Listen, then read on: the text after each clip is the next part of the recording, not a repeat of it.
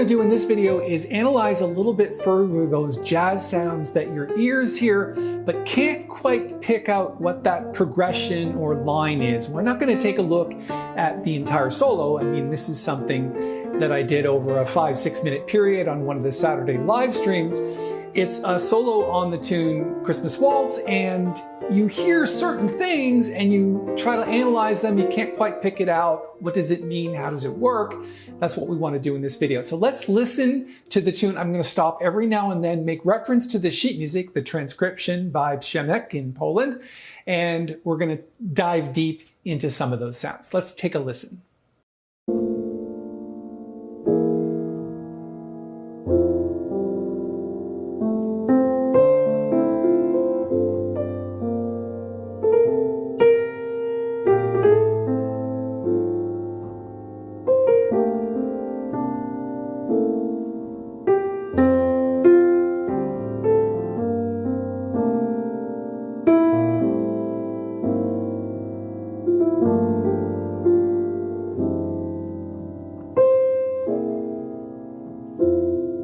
I want to pause it right there because those last few measures of the opening A section are kind of iconic, and it's important to understand what's really happening there. So it starts here on this A minor 7th and then goes down in half steps. Think of the A flat sharp 9 chord as a tritone substitution of D7, and then think of this E plus 7 over G flat as a tritone substitution of C7, and what you have is a 3-6-2-5-1, basically a turnaround.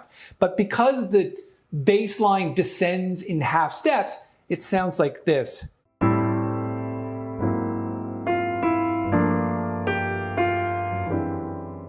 That last one being quite dissonant. Think of it like a C major chord over G flat.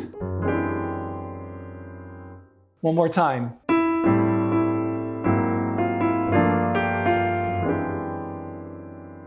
And then it starts back on the second A section. This chord, by the way, the C plus 9 chord has the sharp 5 in there. So it's kind of important to get that in there. It's got that iconic sound of the Christmas Waltz. All right, let's continue back with the solo where we left off.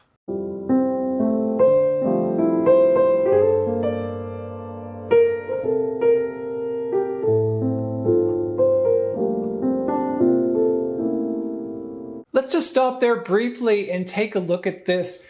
It's a C sus chord going to C7 flat 9. So that's something that I often do, is instead of just playing one chord, I'll play two. So it's like a 2-5-1 of F, but it uses C sus instead.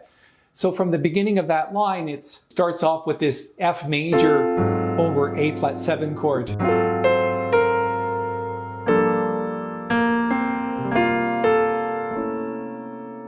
So that C7 flat 9 chord is interesting because it has the 13th in it as well. So there's like this minor second in the middle. And of course, I'm pointing out the relationship between that A natural and this B flat. So you get this chord. Think of it like a B flat diminished 7th chord over C with a 13th. Very nice sound, especially when you put it with the C9 sus 4 chord in front of it.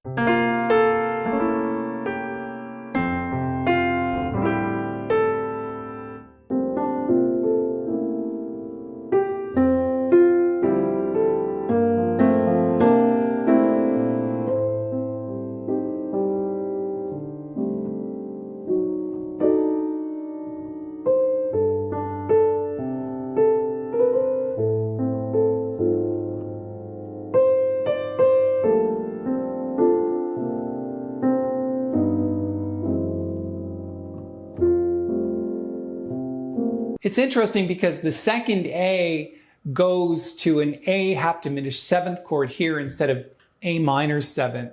So you get this sound.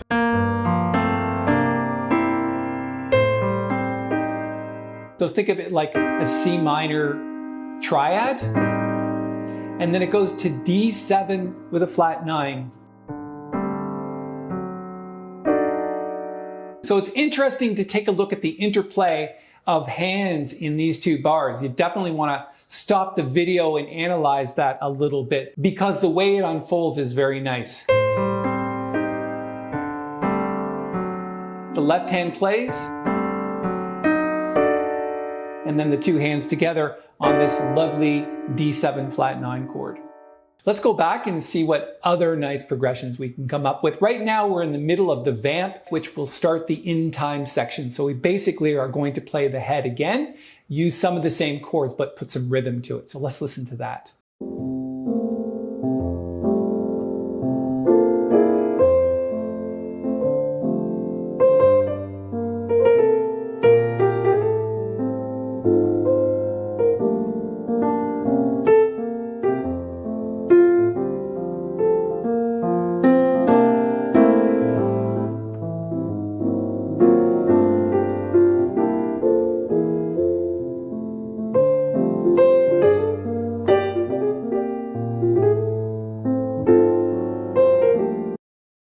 And the reason why I stopped there, you may have guessed, is that we're focused a little bit on blues because I never miss an opportunity to make things sound a bit more jazz by sticking in some blues licks. In this case, we're talking about what we call double stops.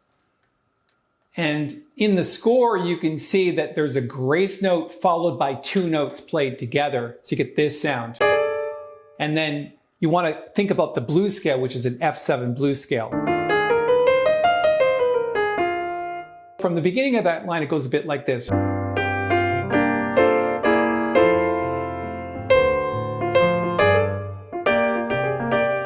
hear that? It's like...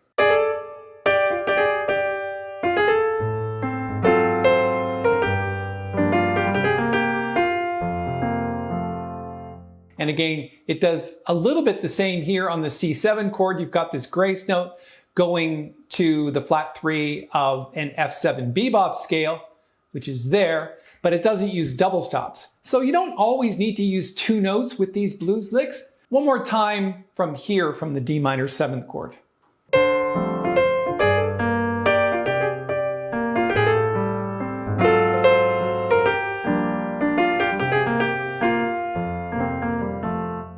That's kind of fun, right? Let's go back and listen to a bit more of the music.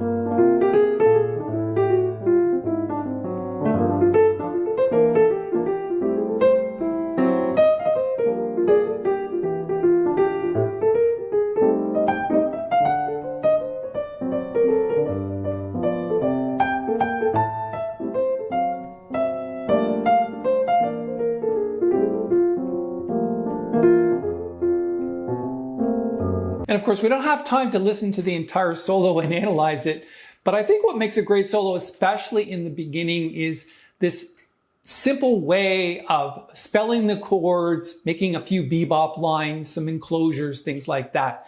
So if you take a look at line 1, we're just making sure that we're swinging in 3/4 time.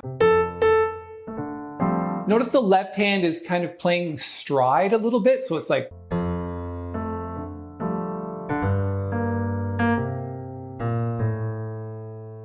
Okay? It's important that that left hand keeps rhythm, and then the right hand along with it.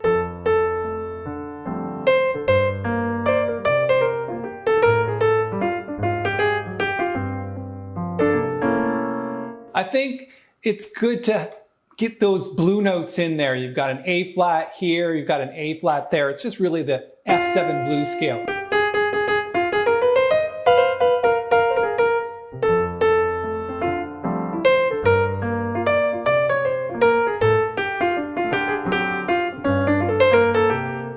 course, I'm not playing what's on the sheet music. I'm just kind of improvising on that F7 idea.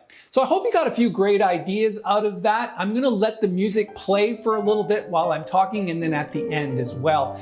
By the way, the sheet music, in case you're interested, it is a complete transcription of that solo. It's the one you're hearing me play in the background right now, and the one that's gonna be playing at the end of the video. It is, like I said, a full transcription by Przemek, who's our resident transcriber. It is 14 pages long, which is kind of nice because it's not easy to find these types of solos that are completely transcribed. So you can see it's pretty much transcribed note for note. It gets a little more complicated as the sheet music goes on. I'm gonna put a link to download that sheet music up here in the corner, and I'm gonna display a coupon code on your screen. It's also in the description below, so you can grab that at a pretty good price. Well, I trust you picked up a few ideas from this video. If you liked it, just give it a thumbs up. It really helps us here at the channel. And if you want to subscribe, make sure you hit the bell because we're posting videos all the time and live streams, and you're notified when they happen. I'm going to let the music play for a little bit so you can listen to more of this transcription. And then at the end of the video, I'll put a link to another video that you might want to check out next.